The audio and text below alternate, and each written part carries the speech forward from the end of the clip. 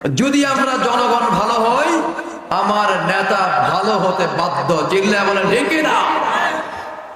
আপনি নেতার বাড়িঘর সব বেচার ব্যবস্থা করবেন, নেতা নেতা হওয়ার পরে আপনার বাড়িঘর নেবে না, কেমনে ভাবলেন আপনি?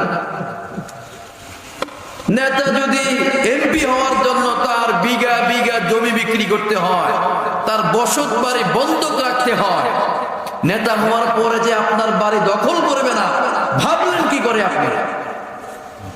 এজন্য আমরা ভালো হয়ে যাব, আমাদের নেতারা ভালো হতে বাধ্য হয়ে যাবে। ঠিক কিনা? জোরে বলেন ঠিক কিনা? ভালো হয়ে যাবেন না ইনশাআল্লাহ? স্লোগান দেন, কোনো সমস্যা নাই। অমুক ভাই তমুক ভাই নামাজ নাই রোজা নাই, কোনো সমস্যা নাই। দেওয়ার আগে ভাববেন সার্টিফিকেট কাকে দিচ্ছেন আপনি, সার্টিফিকেট কাকে দিচ্ছেন ভাববেন আপনি। ইসলামিক শরিয়া অনুযায়ী আইন হচ্ছে, যিনি মেম্বার হবে ওয়ার্ড মেম্বার, ওই ওয়ার্ডের সবচাইতে বড় মসজিদে খুতবা দেওয়ার যোগ্যতা থাকতে হবে। ঠিক না? এটা হলো ইসলামিক আইন। আমাদের দেশে ইসলাম নাই, যেহেতু আপনারা মুসলমান, এজন্য বলছি।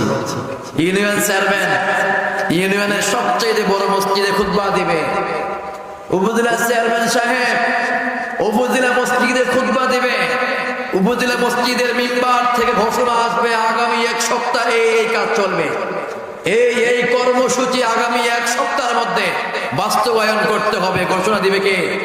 উপজেলা চেয়ারম্যান সাহেব। আর যিনি দেশের প্রেসিডেন্ট হবেন, তিনি হবে জাতীয় মসজিদের খতিব।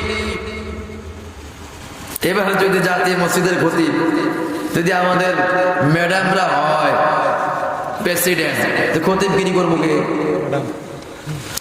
আমি মনে হয় কি বলবো, আর আপনারা কিন্তু রাজনীতি মনে করিয়েন না, আমি কোনো দলের নাম নিচ্ছি নাকি এখানে আপনারা যারা আছেন, কেউ বিএনপি করেন, কেউ জামাত করেন, কেউ আওয়ামী লীগ করেন, জাতীয় পার্টি, খেলাফতে মজলিস, চরমোনা ইসলামী আন্দোলন করতেই পারেন, এটা আপনার ব্যক্তিগত অধিকার।